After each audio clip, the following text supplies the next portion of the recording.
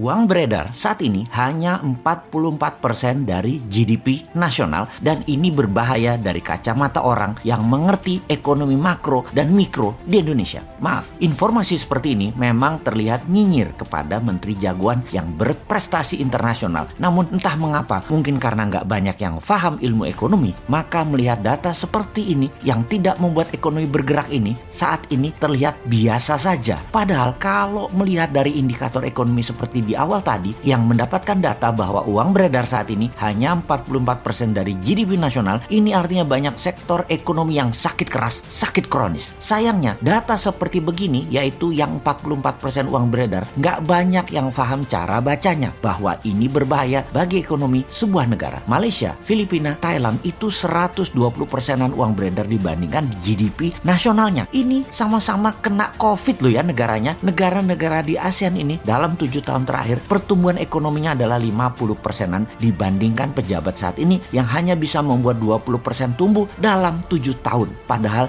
niat dan janji sucinya dulu 50%-an tumbuhnya dalam 7 tahun karena setiap tahun katanya ekonomi harus tumbuh 7%. Dan kalau semua itu tercapai tumbuhnya 50%-an. Ini harusnya ya 50%-an dalam 7 tahun. Ternyata tidak tercapai, hanya 20%. Dan untuk menutupi kegagalan tersebut, maka strategi yang dilakukan oleh yang katanya jago ekonomi dan keuangan negara tersebut yaitu menggunakan FDI, Foreign Direct Investment. Oke, bolehlah strateginya. Sekedar mengingatkan di mana nanti para Newmind kalau berkuasa beda strateginya. Pakai DDI, Domestic Direct Investment. Pakai kekuatan kita sendiri dalam negeri, anak bangsa. Saat ini oleh Oldmind, anak bangsa kekuatan sendiri tidak dipercaya. Bahkan 4L sering mengatakan Indonesia belum mampu, jadi perlu orang Tiongkok. Heran ya, kok anak bangsa diejek tapi oleh fansnya nggak ada yang mencela atau yang kecewa. Oh lupa, punya pasukan buzzer yang selalu meluruskan hal yang bengkok dengan narasi. Bener deh, sangat jelas kalau strategi sekarang adalah cinta asing. Karena itu dipilih investasi FDI. Sekali lagi, namanya juga keputusan orang populer. Semua dilakukan terlihat benar lah. Sampai suatu hari piring kalian kosong, nggak ada lauk yang bisa dimakan. Baru Anda akan percaya ada masalah bernegara ekonominya. Tapi kita ini warga negara yang baik. Kita oke, setuju FDI. Coba sekarang kita kalkulasi strategi FDI itu. Setelah kita hitung FDI dana masuk dibagi jumlah penduduk Indonesia, ternyata di Indonesia hanya dapat $100 per orang FDI-nya. Dibandingkan Singapura tahun lalu, FDI masuk ke Singapura adalah $19.000 per orangnya. Jauh langit dari bumi FDI Indonesia dibandingkan Singapura itu. Oke, kita samakan dengan Vietnam kali ini. Bagaimana? Biar nggak hilang muka tuh pejabat yang sering dapat hadiah dari negara pemberi hutangan. Vietnam ternyata dapatnya $270 per orangnya dari FDI di tahun lalu di 2020. Oke, kita ke Malaysia sekarang. Malaysia, Filipina sama dengan Indonesia. $100. Seneng? Tahu kalau Filipina dan Malaysia sama dengan Indonesia? Seneng ya? Harusnya yang nggak seneng. Oldmind seneng. Newmind yang nggak seneng lah. Indonesia tuh punya segalanya yang Malaysia dan Filipina nggak punya. Kok hanya dapat $100?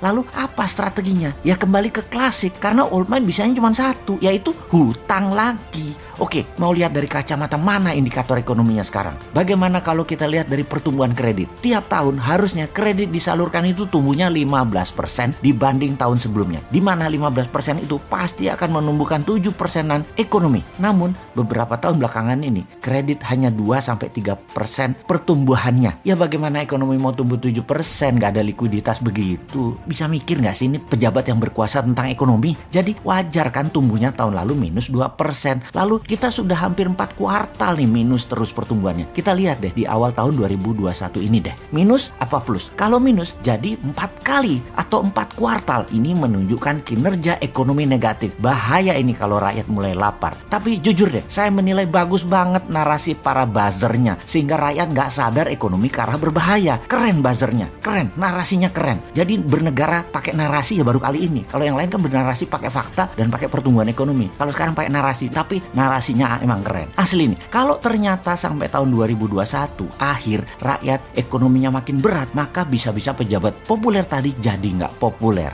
Dan jangan sampai nengok semua ke Bosman karena semua yang dikatakan Bosman terlihat benar. Tar dulu, nggak benar juga Bosman ini semua analisanya benar. Namun kalau utak-atik hitungan ekonomi rasanya jarang meleset. Lalu kalau sekali lagi sampai akhir 2021 ekonomi Indonesia masih minus, apa saran untuk mengatasi hal ini? Maka kaum new mind akan berkata, gampang, tahun 2022 pemilu dipercepat aja, nggak usah nunggu 2024. Piejal, setuju?